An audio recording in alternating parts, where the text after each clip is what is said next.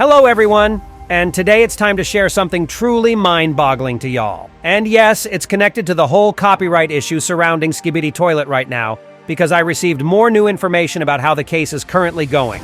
And well, to be honest with you guys, I was really not happy to hear about it. Because not only this case turned out to be much more complicated it already is, but it already seems to me now that ISOTOILET might cost Boom hell a lot to fight back. And will he actually be doing that?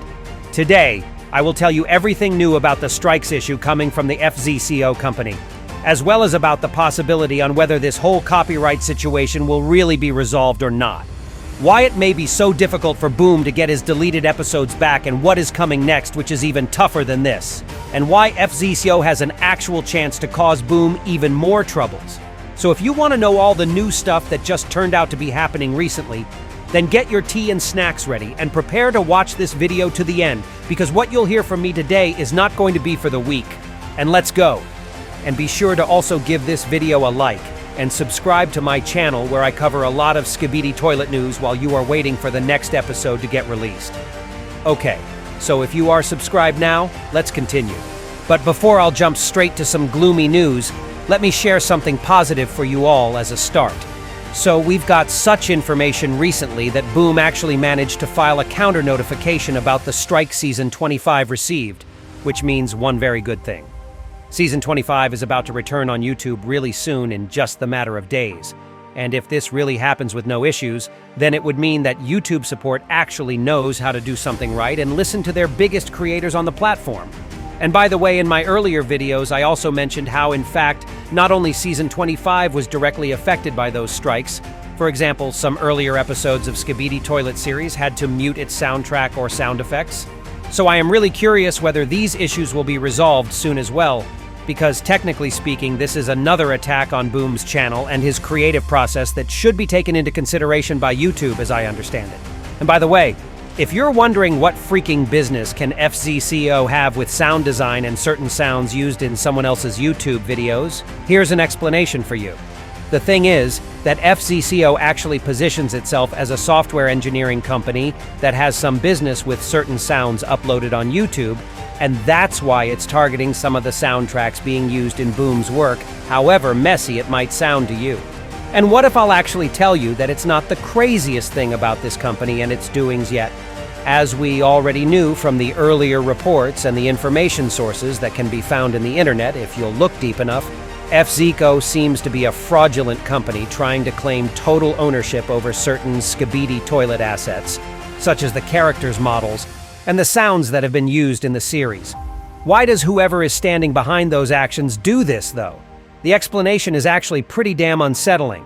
The only possible reason for fzco doers to pursue Boom into even more pressure is to take over the ISOTOILET brand entirely and, well, I doubt that it would be a revelation to you if I'll say that it brings hell a lot of money, and that's the first and foremost foal for fzco to claim it themselves. They have already filed copyright claims against Season 25, which led to its removal from Boom's YouTube channel entirely. And we'll see if it's actually going to be restored in the next couple of days or not. And to add even more to it, this company has registered over 20 ISOTOILET-related assets with the US Copyright Office while suggesting an attempt to claim ownership over the brand itself. Or so we thought.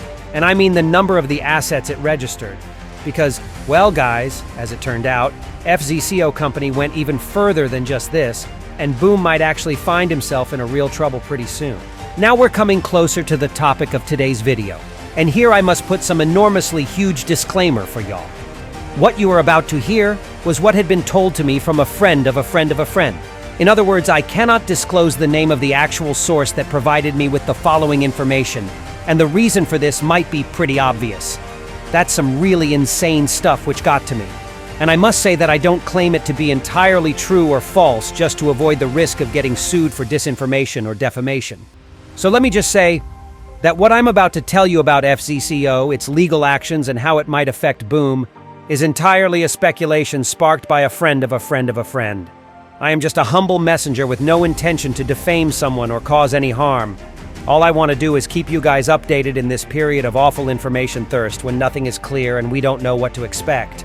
All the conclusions must be made by just yourselves. I'm not going to tell you what to actually think or what to believe. Okay, Disclaimer over, my friends, and now let's get into some really murky waters. So here's what new information got to me.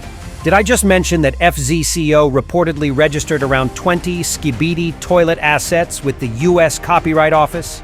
Yeah, well, a little bird whispered on my ear that this number may not be entirely accurate, as fzco in fact registered around 200 assets instead. And those assets include certain characters with the descriptions of their physical appearance, or in other words, the clear aspects of their design. And I think it wouldn't be that hard for you to imagine what registering over 200 characters of Skibidi Toilet means. It may actually be the entirety of Boom's character line, is it not? If we wouldn't count unnamed regular agents of the Alliance or Skibidi Toilets as separate characters, of course, which are only differentiated by the different color of their clothes or types of weapons they're handling. So if those 200 assets actually target unique characters models with the descriptive details provided regarding their design, then Boom might encounter some really huge trouble about publishing his new Skibidi Toilet episodes, which of course are going to feature those very characters. And you might ask me here, but ISO, why would fzco register Skibidi Toilet character models exactly? Well, in one of my earlier videos which I've made about fzco origins and the person who stands behind this whole company, I revealed that they are claiming to come with the idea of Skibidi Toilet concept, plot, and characters design first, which resulted in the video game they are pursuing to publish and distribute. So I believe that registering over 200 character models must help this company to include them all in their game and then sell and advertise it without any issues. But what can this mean for Boom and his series, though?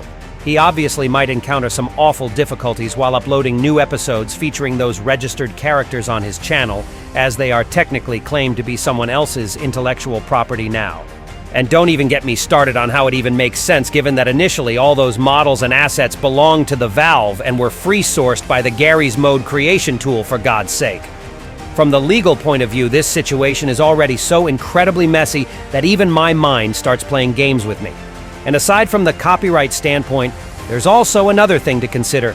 It may be obvious to us that Boom started doing animations in his own style years ago on his channel, while the information about fzco game literally came out of nowhere, magically right after Skibidi Toilet series went viral. Seems to be Seuss enough, right? Well, it might look like an obvious fraud to us, Skibidi Toilet fans, but not to the general public, or especially the court. Which means that Boom will have to legally prove that he is a literal creator of the Skibidi Toilet brand, and it is of his intellectual doing. And if I know at least something about legal proceedings anywhere, is that any types of legal battles take months, if not freaking years, to close at least one case. And even if Boom comes out victorious out of any upcoming legal battles, it will mean even more delays, problems, possible strikes and freezes regarding any kind of new Skibidi Toilet episodes on his channel due to this exact copyright issue I just voiced out. And it's only a part of the problem, actually. Because another thing Sunbird dropped on me is that the organization backing up Boom at the moment, Invisible Narratives LLC, currently managed to register only 5 Skibidi Toilet assets, which is nothing in comparison to over 200 assets registered by fzco. And you know what it also means? That fzco spent an enormous amount of money on the following registering process. You guys can't even imagine how much. And due to the fact that it's so pricey and complicated to make into reality, it makes me think that fzco is something much bigger than just a bunch of frauds trying to take over the Skibidi Toilet brand and cause Boom financial harm. It really looks like they are ready for a literal war. Maybe they are so sure that owning literal Skibidi Toilet brand will make them so astronomically rich that it is worthy of pouring any amount of investment money to actually pull it through. In any case, this really looks just insane to me. And to be honest with you guys, I did not expect something like this at all. And that means that fzco won't probably stop at just one strike claim, and there may easily be even more to follow. And I also think that this whole insanity may cost Boom a lot of money to deal with at the very least. Or it may actually cost him his entire channel at the absolutely worst case scenario. So even if Boom actually wins all the legal issues that can follow the Season 25 strike, it can mean that we are doomed to wait at least several months for just one episode now, which may make the Skibidi Toilet fan base much smaller, as lots of people might genuinely forget about it one day. And by the way, do not also forget that it can delay the making of the Skibidi Toilet movie as well, which just makes my mind boil considering how much money could already be poured into this project. Or there is also a possibility that Boom might change some of his character's design entirely just to avoid even more strikes. But to be honest with you guys, I am really not sure whether Boom actually makes such a decision, because we already know how proud he is of his creation, and how strict he is about the Skibidi Toilet reputation as a brand. So, would he actually change his designs just to appease some freak company that plans on stealing his creative product and intellectual property? I think that Boom rather goes to the moon and back than actually makes something like this. The guy is way too proud to agree to something like this. So yeah, whatever angle you guys might take while looking at this situation, it doesn't really good look either way. And honestly, I already gave up on hoping that we might see episode 78 coming this month, if even coming out at all. This was the craziest timeline I've ever been living in, y'all. And to be as open with you as possible, I don't even know what to believe or not to believe anymore. All this mess is just way too depressive to involve such fun and ridiculous thing as Skibidi freaking toilets. Don't you guys think so too? I'm really tired, y'all, and I just want to hope that everything will be resolved in peace and none of this is not actually happening. Maybe we're all just dreaming in some sort of sick simulation or something like this. And that was all for today. And whatever is coming though, I'll try to keep you guys freshly updated as ever about anything that happens in the Skibidi Toilet community. Write in the comments what you personally think about this whole crazy stuff. And be sure to also subscribe to my channel not to miss my new videos to keep yourselves updated on the topic while you are waiting for episode 78 to get released. And that was me, ISOTOILET. See ya!